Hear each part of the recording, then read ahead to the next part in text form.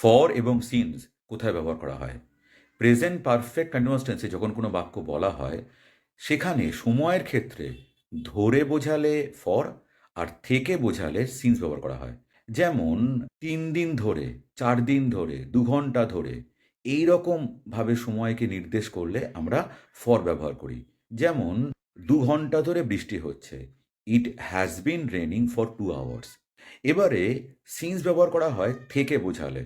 যেমন সোমবার থেকে, রোববার থেকে, গতকাল থেকে, এত সাল থেকে এইরকম বোঝালে আমরা সিন্স ব্যবহার করি। যেমন গতকাল থেকে বৃষ্টি হচ্ছে। It has been raining since yesterday.